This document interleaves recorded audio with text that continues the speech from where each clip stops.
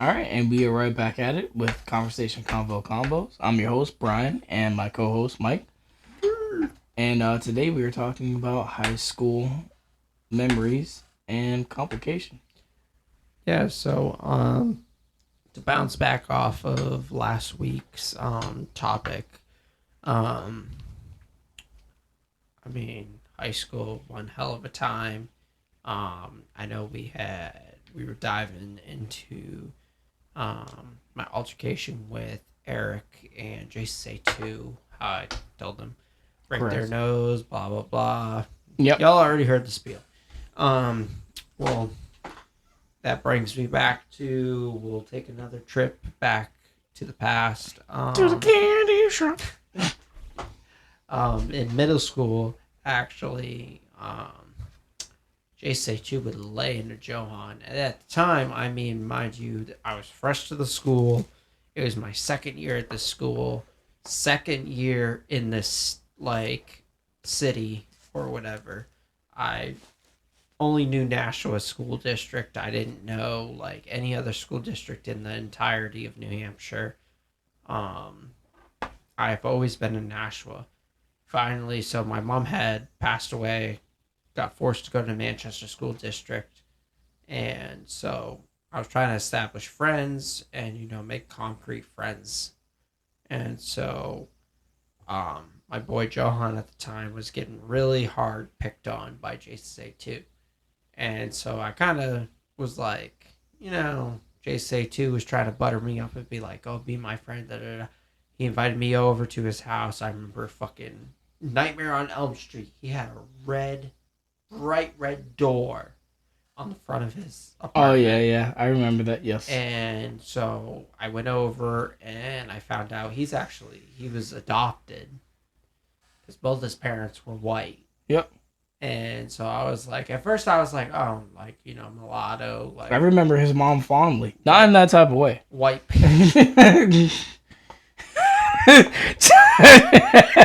just want to throw it out.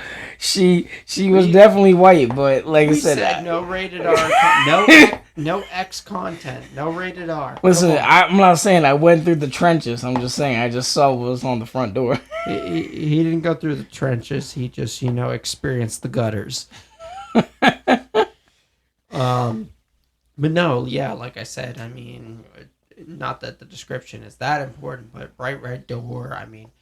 I went inside. I remember he was in the bedroom upstairs. I don't know Yep. if I remember. Yeah, It was because the you would attic or have to go through whatever. the front door, and then you would go up the stairs, and then there was another Yeah, stairs that you would go up to his room.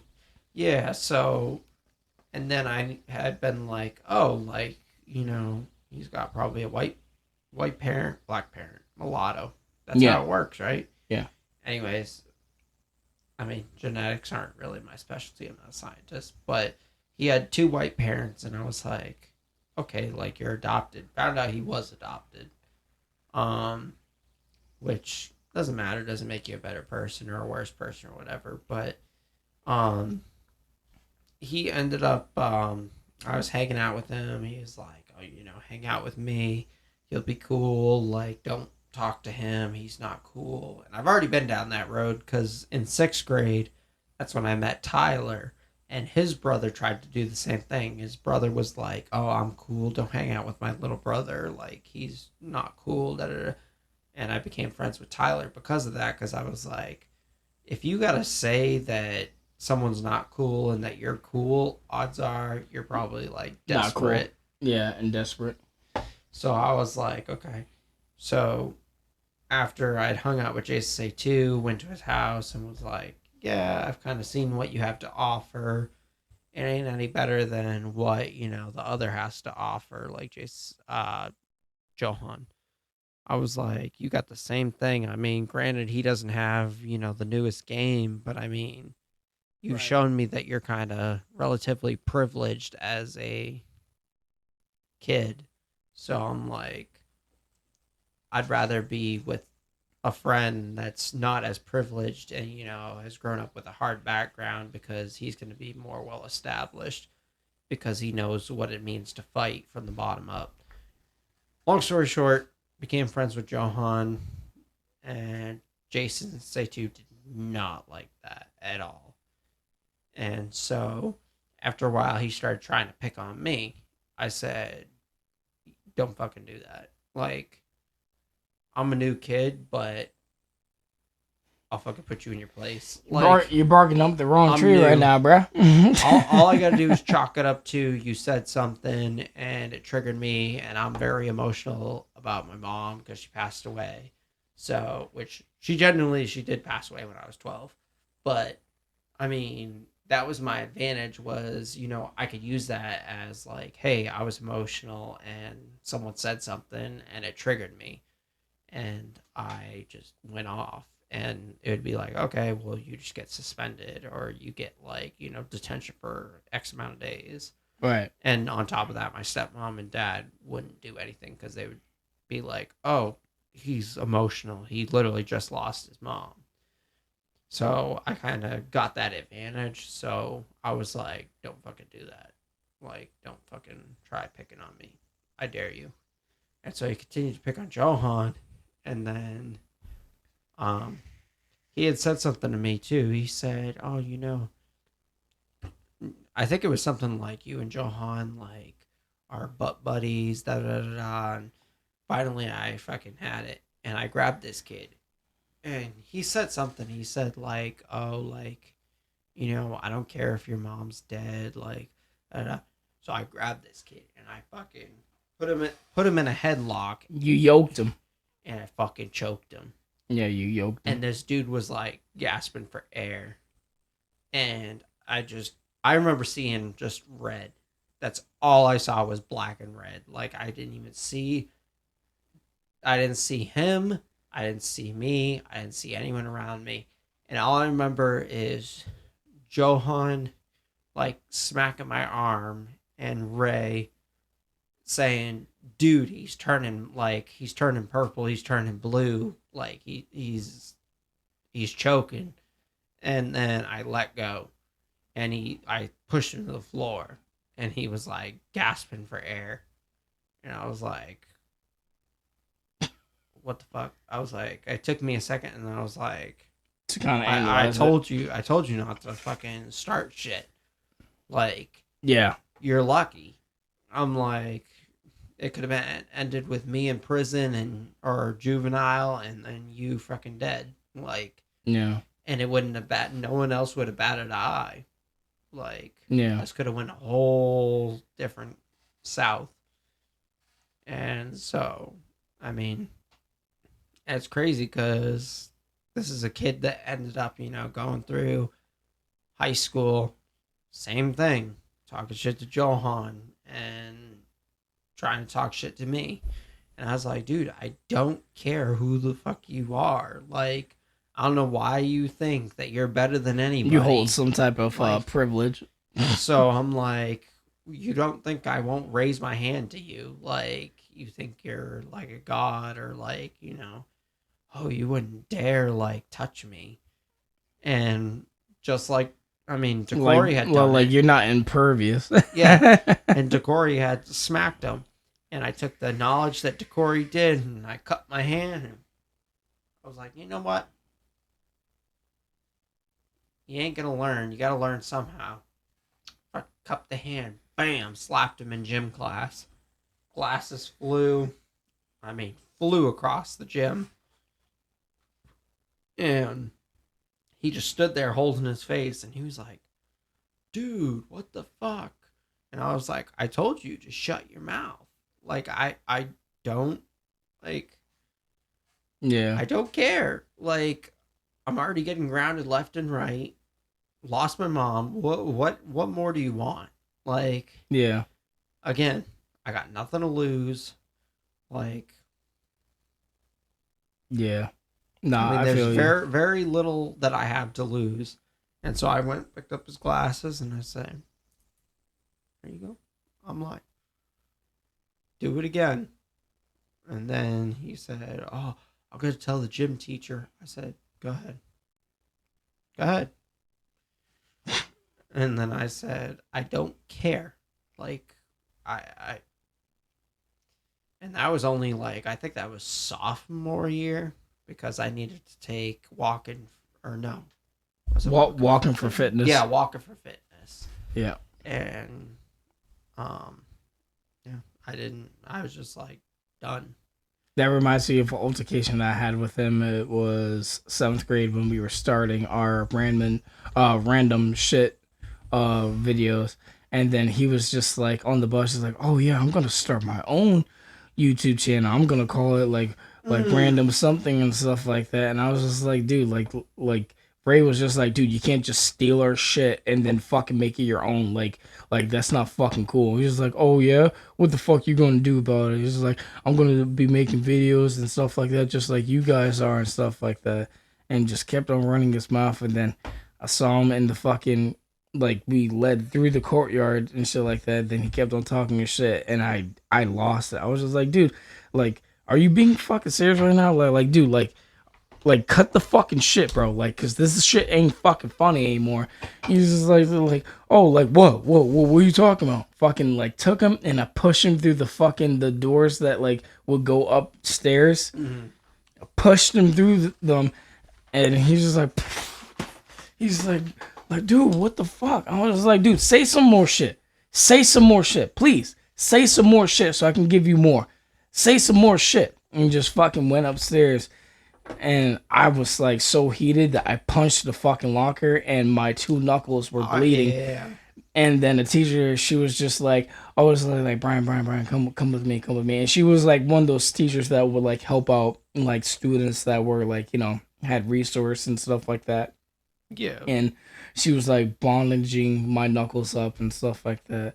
And she was just like, what happened and stuff like that. I was like, no, like this dude over here, like, we had an idea and we were just trying to do something for us, and then he's over here trying to like just like steal our stuff and trying to make it his own, and kept on running his mouth. And yeah, so I had to get like those 2 knuckles bonded up, and I got like some bony ass knuckles. So when I punched that locker, I don't even know whose locker I punched.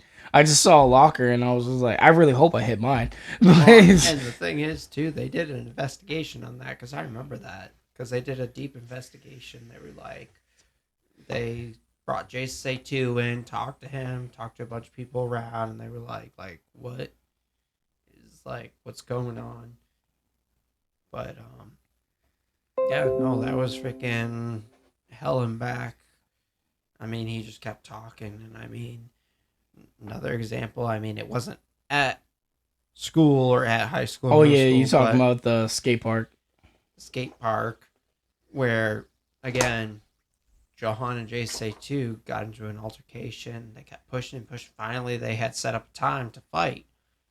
And it was like, at that time, me and Johan weren't as tight as we used to be, like in middle school and freshman year. Yeah. But, I mean, we were starting to get kind of distant because Johan wasn't really, like, there as often, and he also wasn't really sticking up as much for us as he was in general, like, just doing his own thing, which I don't fault him for doing his own thing. But, I mean, anyways, so he went and got into an altercation with Jason Say2, and I kind of looked at it as, like, you know, if someone says something about me or about our boy Ray or whatever, like, you wouldn't back us up. You wouldn't say anything to defend us. So, no, you do this fight on your own. You know, you're a big boy. Yeah. Pull up your big boy skinny jeans with your freaking shoelace belt, and freaking you do this fight. I think, like, for me back then, I didn't know how it was, like, internally wise between you guys. It was just like, for me and Johan, we had that bond. Me and Johan, we had that bond. So it's like, when I saw that he went to the ground, and like, I didn't even know if he was defending himself, because he wasn't even really hitting him back. But he said that he was blocking his punches and stuff like that. But what I was seeing was like something completely different. So when I saw that, I quickly like jumped in and I just like uppercut the shit out of this kid Jason Saint too in his fucking eye because I was just like, yo, like get the fuck off my boy and shit like that. And then fucking like out of nowhere, he's like, oh my eye, and the fucking like the fight kind of like dissipated after that a little bit. And then fucking you had those people at the skate park like, oh yeah, like nah, if like someone fights again or if they fight again and then someone jumps in, then we're gonna jump. I'm like, dude, you're not gonna jump in, first of all. And secondly, dude, you would do the same thing, secondly. And third of all, if you do jump in, just know you're getting the same fucking thing. Like, if anything worse. This is the thing when you're dealing with a higher amount of people, when, like, it comes to altercation, more numbers just means you have to hit that person harder to keep them down. So, if you're doing it one-on-one, at least the punches are going to be at least moderate, Yeah. and they're not going to be as harsh. But if you're talking about numbers, I got to put you down so I can go to the next one. So, you can get it 10 times harder as the one that I mainly focus on, or you can stay out of it and not get any of the smoke. But it's it's all up to you. Peaches to plums, apples to orange, whatever the fuck y'all want to do. If you claiming he's your boy, whatever like that, then unfortunately you're gonna get what your boy is getting it, but you're gonna get it twice as hard because I'm not focused on you. I'm focused on your boy, the one that I have the altercation with. Point blank and simple. But yeah, I did not know that that's how that relationship was between you two. So Well, that was the hard part, Yeah. was that it was already rocky, and when we went into that, it was like, I mean, at the same time, I mean, because you got to wonder, like, you had me, you, and Ray all there, yeah. and it's like, it makes you wonder, like, if he was down and they said that, why wouldn't me and Ray kind of step up and be like, okay, then we're all gonna jump in, and guess what? Like, it's gonna be all out brawl. Well, but the thing is, like, I know about, like, I know Ray, like, he's Ray not wouldn't do it, he's not a fighter, and especially like the moment when you were there for that time when Ray and Johan, they were like pretty pissed off at each other when we were biking, and then Ray got pissed off at Johan, and then he swung at Johan, and Johan, all he did was just block it. Yeah. And I was just like, dude, like, well, what the fuck was all this about? And shit like that, like seriously. Yeah. But like, I just know for a fact that, like, honestly, I know Ray's one of those types of people that, like, it takes a lot for him to get pissed off and like to throw a punch. Like, it doesn't take him too much to get to a point where he's swearing and shit like that, but it does take him a lot for him to like swing at you. For me, it's like kind of a little bit of the same thing, but like for me, like I'm not really the type of person to, like, I'm not really about conflict, but like if you keep on if you keep on asking for it, like, fam, you're gonna get it, because I know how to defend myself. I've watched plenty of UFC. I've done boxing for 2 years. I did jujitsu for 1 year. I did MMA for 2 years. So I already have my background established, and then I'm still learning more. So it's just, people like to say your brain stops learning and growing at the age of 30 or whatever like that. No, it still continues on. And whatever you're able to retain, it's still there. So it's just, I think it's funny for people to try to establish that on a scientific level. But anyways, back to the main topic. So that was your altercation and your moments. For mine, I would have to say it would be what was it?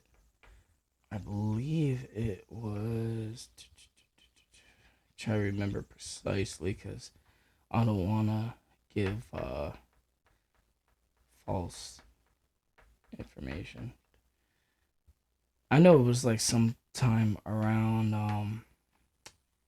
high school, but again, it was around high school year. I don't know if I was a freshman or a sophomore or a junior, or maybe I was a senior. But I just remember there was this altercation that I had with this dude that, again, I didn't really take it serious. Um, but it never led into anything like too seriously, whatever like that. It was just like kind of like very nonchalant, but nothing like really ever really ended up popping off. But yeah, I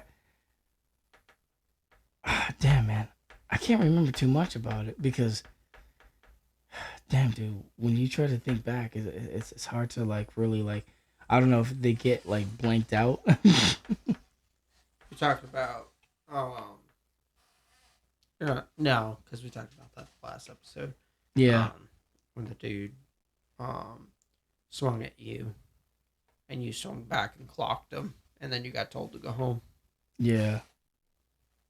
I'm trying to remember exactly. Do you have a Um,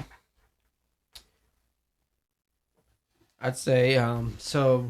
I mean, I hate to keep trailing a story on and dragging it out.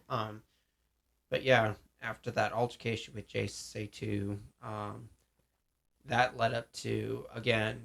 So JC2 knew that me and Johan weren't as tight as we used to be. He knew that Ray was kind of like a, you know, I guess pacifist kind of to a degree.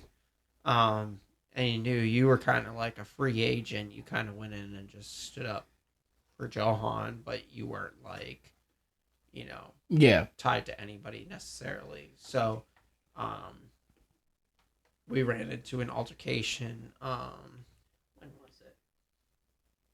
I think it was junior year, because it was when I was with what's her name? Oh, and Yeah, Nessa. yep. Um, Oh, you talking about that night? because Yes. she was a sophomore and I was a junior Mm-hmm. or a senior or whatever, and so she was like, "Oh, like I'm with I'm with a senior or it was a big deal for people back then Mm-hmm. to get like a higher be with someone who was a higher grade level than you." Yeah, I mean that's how it was for me when I was dating that chick when I was a freshman because I was just like a senior. It's coming on to me. I was like, well, and she Yeah. knew things that I didn't even know about. Oh, the one that was going into college, or no, not the college one. That was no, no, after. this was a different one. Ironically, her name was the same name as my cousin Stephanie, and I just remember when we broke up, my cousin Stephanie was asking me. She's like, "Oh, okay." She's like, "I know you're going through a breakup and stuff like that," and she was just like, "So, what's the girl's name?" I'm like, well, her name is Stephanie," and then my cousin she just took a sip from her wine, and she's like, "Oh, okay." I'm like, not trying to bash you on your name. Not saying that all Stephanies are the same. I'm just, Yeah. I'm just calling it like I'm feeling. It. But Yeah. yeah. Back to your But story. no, and so yeah, one night we decided we were gonna go to McDonald's. We were hungry. We were like, let's go to McDonald's. It was like, I think it was like 12 something in the morning, Mm-hmm. something like that, almost 1 o'clock. And we were walking back, and we were like, we just ate at McDonald's, and we were like, we'll go home, we'll freaking play video games or whatever, or chill out. So we're walk back home, and I'm on my phone, like like a teenager that's absorbed in their relationships and stuff like that. So I'm texting on my phone, not paying attention really too much. And I can't remember who it was, but someone said like, "Hey, there's these people behind us, and they keep following us. Like they've been walking like along with us for a while now, and they seem to be walking faster. And some of them are. Then some of them started to run, and it was like, oh, these people are like trying to catch up with us. And next thing I know, they're walking up, they're hollering to us, and then they caught up with us. And lo and behold, it's Jason Say 2.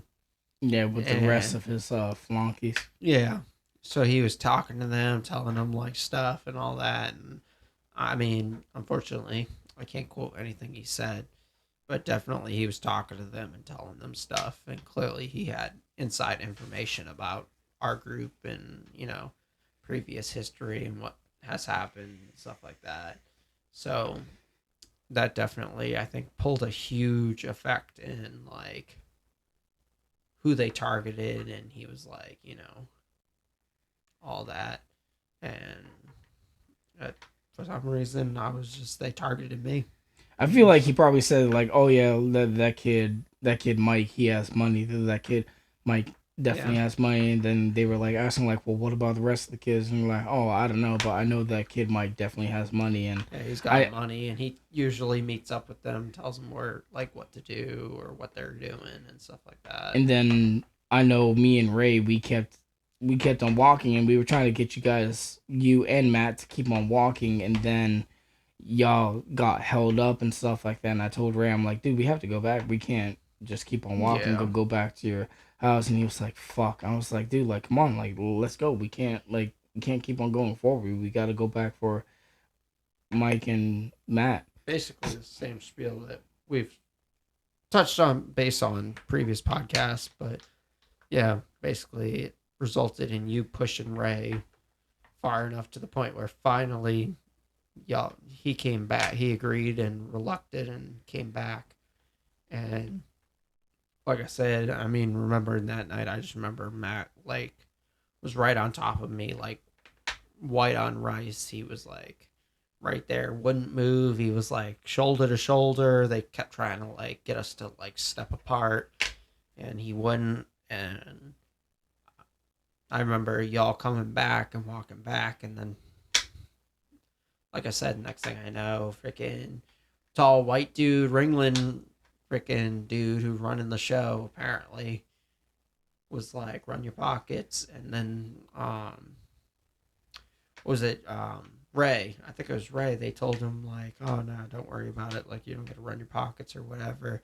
And I was like, "What the fuck?" I'm like, "He don't got to run his pockets, but I got to run my pockets. You think I got more money than he's got?" And then they freaking took my phone and then checked my wallet.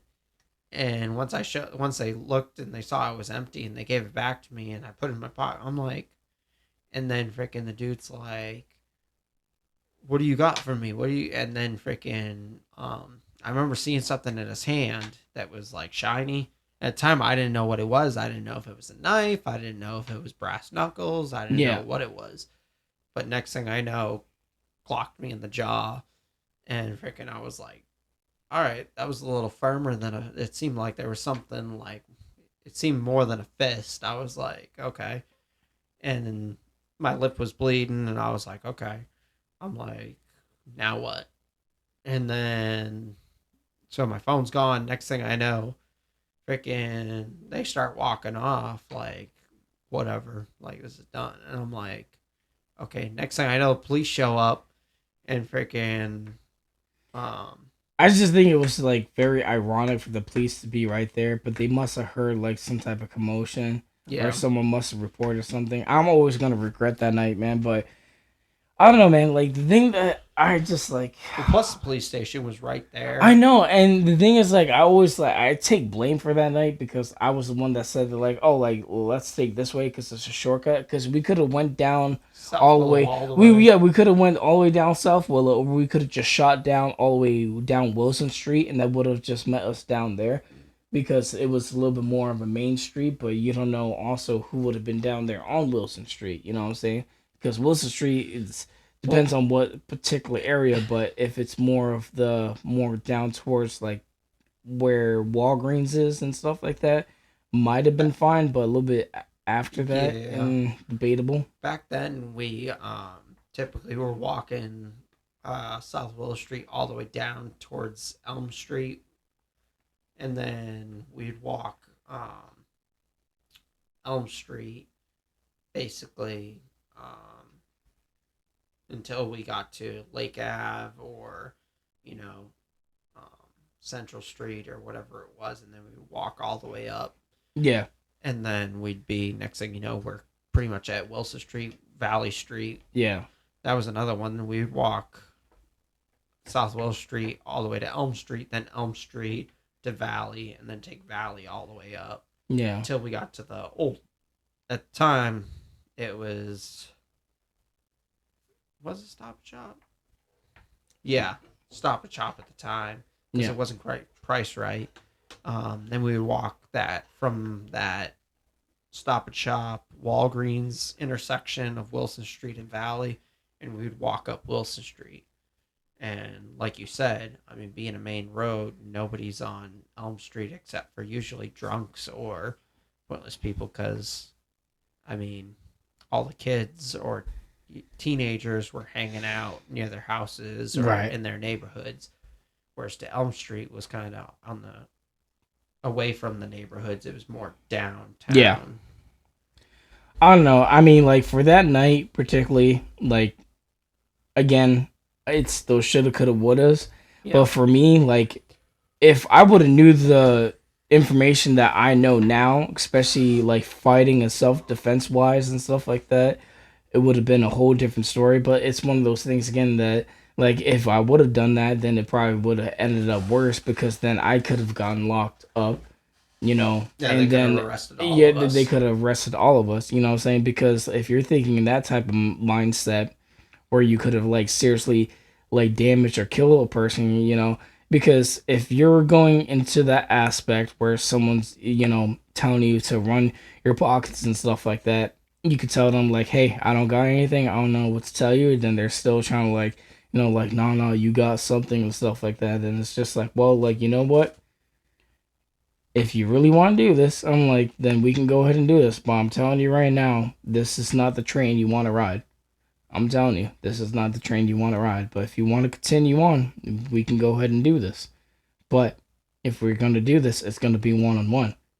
And then if they take it like that, it's just like, oh, yeah, no, all I need is like, just me. It's like, that's all I need. It's like, and I'm going to take everything you got. It's like, all right, we'll see what's up. And then y'all go at it and stuff like that. Then sure enough, he learns. But then in the middle of that altercation, woo, you know what I'm saying? And then it's that point in time where it's just like, now you got to explain the story. And then the cop is just seeing what the cop sees. You know what I'm saying? It's like you got these teenagers that are fighting and stuff like that. So they either got to break it up or they got to question both sides of the party. And then they got to call backup. You know the whole procedure. She said. Yeah.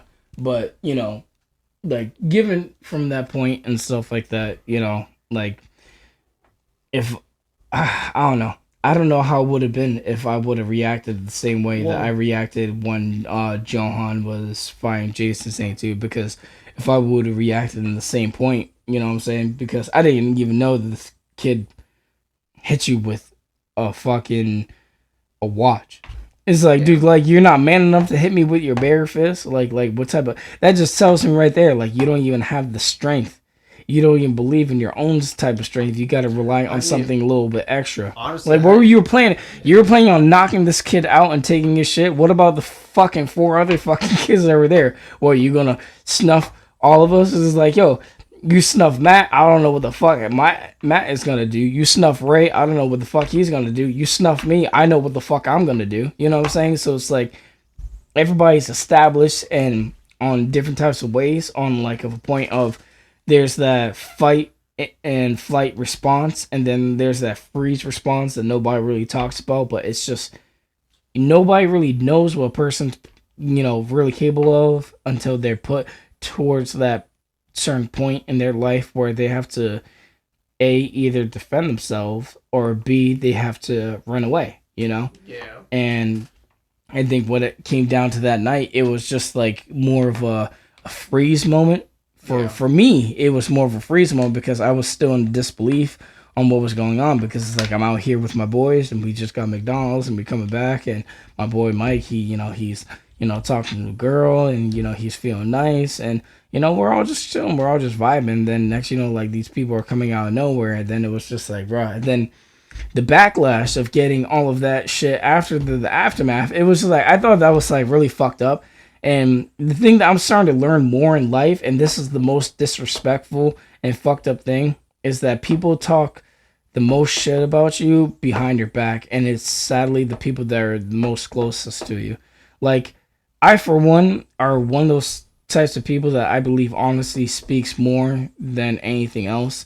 Like, if you have an issue with me, I would respectfully want you to just say it to my face than besides a camera or on Facebook, Twitter, or whatever type of social media, because it's just that front on front, confirmation. It's not confrontation unless you lead it towards that. But what I'm saying, I'm not that type of dude. Even when my ex was talking shit behind my back on the camera, and her brother was talking shit behind my back on the camera, like some of the shit they were saying was like beneficial, true, but then some of the stuff that they were saying was like a little bit like a little extra and shit like that. And it was just like, yeah, if y'all could say all that shit behind my back, behind closed doors, then why couldn't you guys say that in front of my face? You know what I'm saying? It's just like, if you guys love and care about me as much as you guys say you do, then you might as well say that to my face.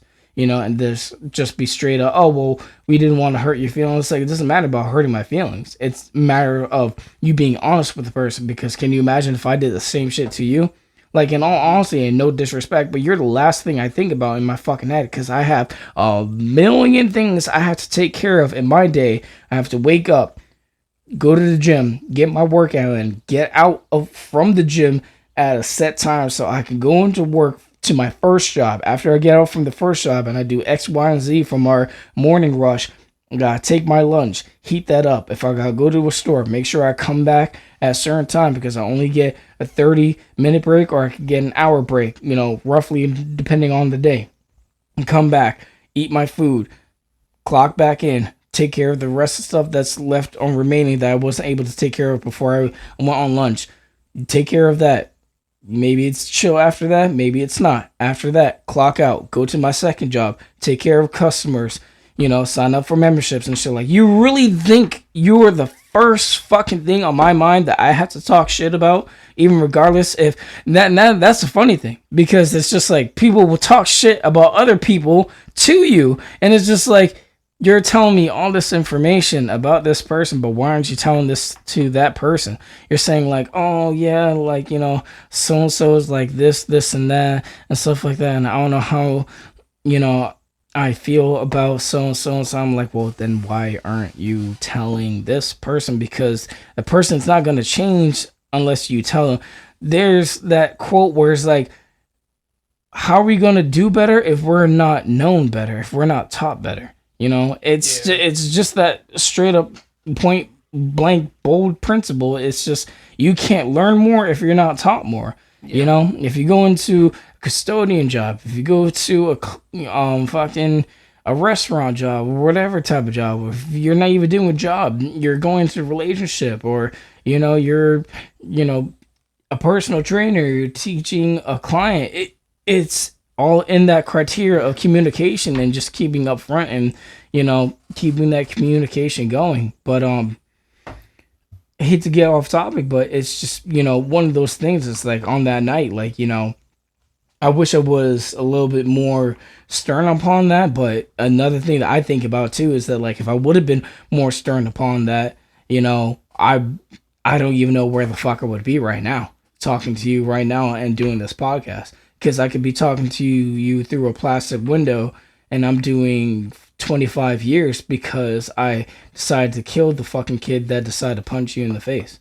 Yeah. Because there's a certain level where it's just like, like manslaughter or whatever like that, or first degree murder or assault, whatever like that. The plethoras they could charge you with is just astronomical, where you don't know where the hell you place that. And I so far have a clean record. I don't have anything on my record. I might have like some debt, but that's far upon the point. I've never robbed a bank. I've never just stole from a place, whatever like that. I've never raped. I've never molested any female. I've never fucking decided to, get into altercation with a person and fight them in the streets, whatever like that. Never done anything like that. I had my whole entire life to fuck up, and I never did.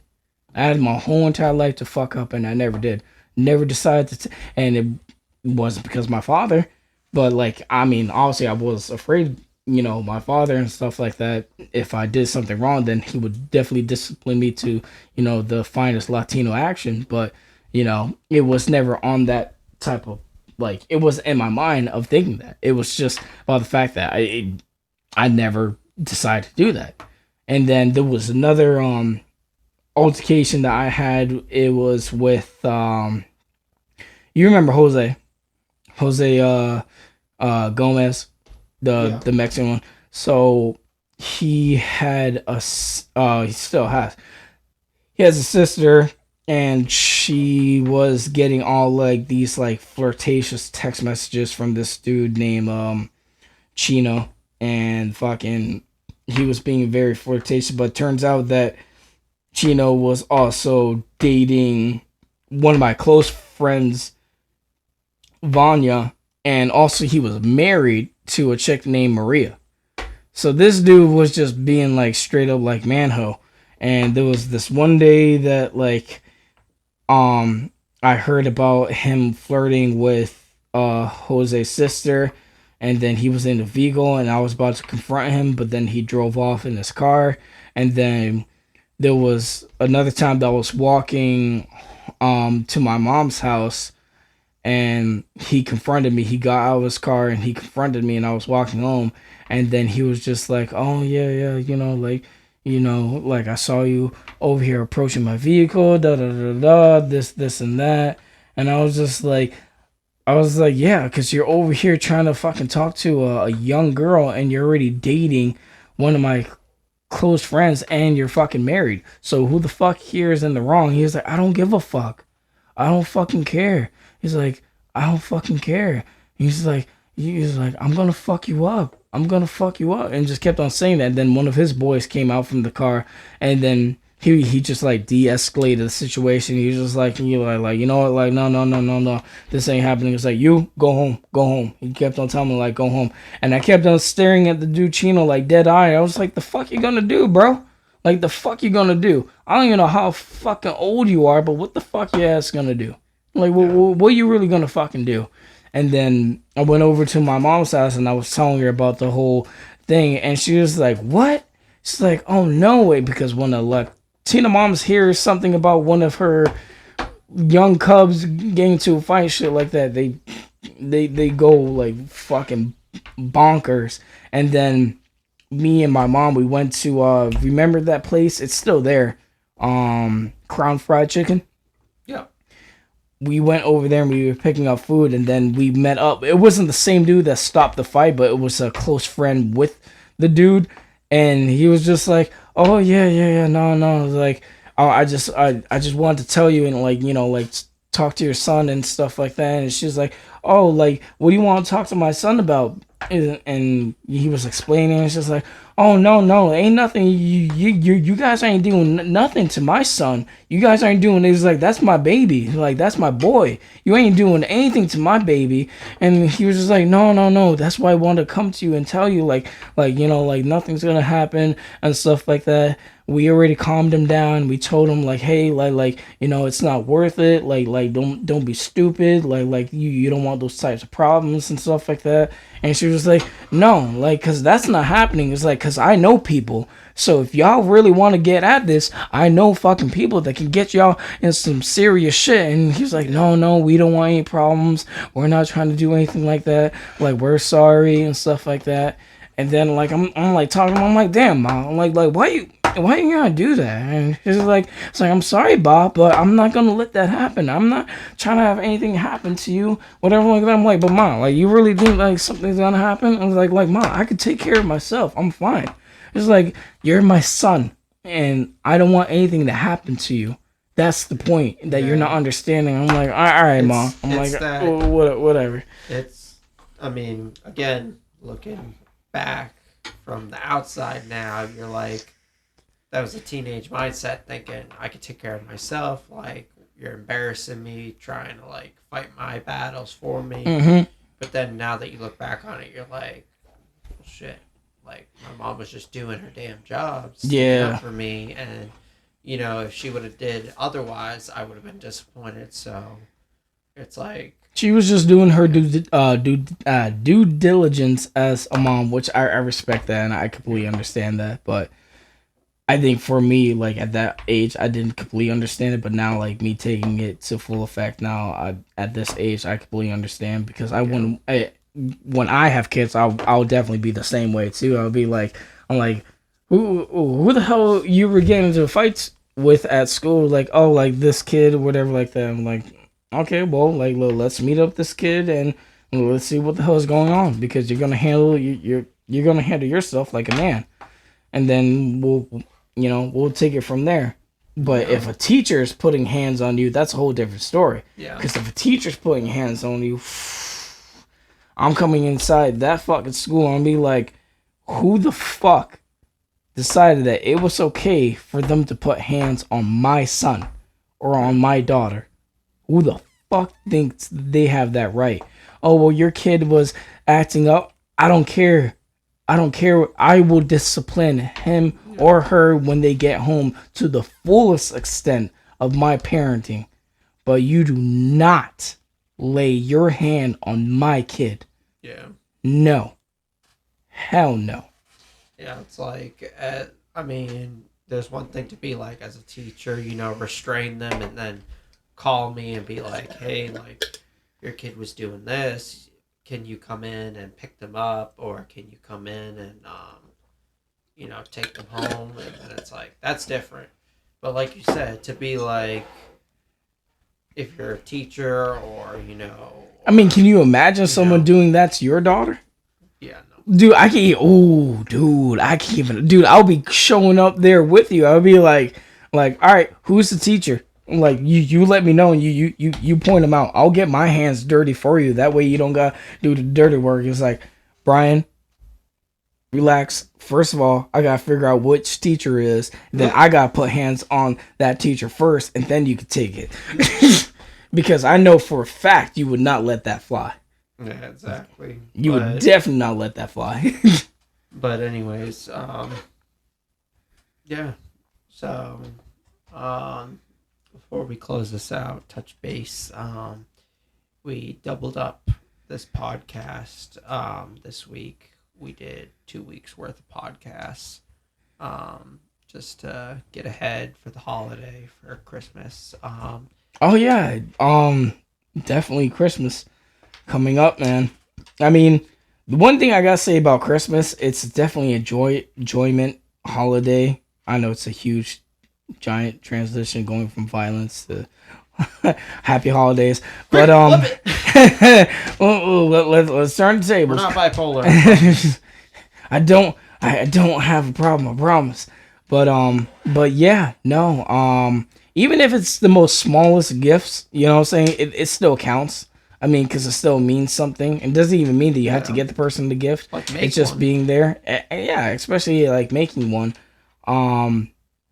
It's just the fact of being in that presence, or at least acknowledging the person, because there's sometimes that like people who are very close with other people that they don't even say like happy holidays or like Merry Christmas or even say like happy birthday or happy Thanksgiving and stuff Happy like that. So happy whatever. so definitely stay in touch with your people around the holidays, because holidays can be extremely stressful. You got bills, but then you also, you want to get all these like gifts and stuff like that for people, and you're dealing with whatever type of terrain that's going on in your region, just a, huge plethora of things. Then you got loved ones that maybe you haven't seen in a long time, family feuds, whatever the case.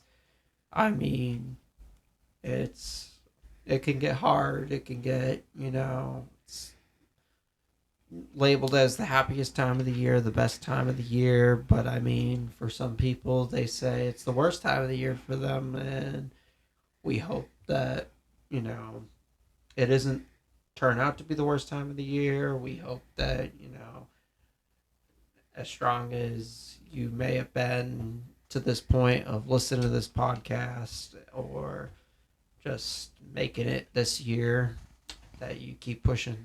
Yeah. Push Maybe you had a fallout with a family member. Maybe you didn't have a fallout with a family member and you just keeping in touch, It's just all about keeping in touch and just, being there for one another around the holidays, and, maybe inviting them over for, a Christmas dinner or whatever y'all decide to do for Christmas. Whether you guys are just like having hot chocolate or whatever it is, or you guys are just watching Christmas movies. You guys are staying in. I recommend staying in. I mean, but that's just me because I'm a homebody. I'm the same way though. I mean, I stay in. I mean, I Stay away from Black Friday. Yeah. I mean, everything's that online shopping. Cyber Monday is your best snack right there, because I would rather get something delivered to me than to go out there, because when you're going out there, people are just crazy, driving crazy, acting crazy. People have they have no care in the world. There's no consideration. They'll cut you in line. I mean, I don't know exactly how it is down here, so I don't want to experience it. Well, and you got, I mean, police are out because, they're trying to, catch people so that way they make it even more safer for the holiday. But at the same time, it's, the same spiel of like they're just trying to, make it to the end of the month. Mm-hmm. So they see you doing something slightly shady, then more likely are going to pull you over or yep. stop you or whatever. But besides the point, we wish you all holiday safety and wishes, and whether it's Kwanzaa, Christmas, or whatever it is you're celebrating, whatever you want us to wish you, we wish you that. And I celebrate Christmas. I don't know, you celebrate Christmas? Definitely.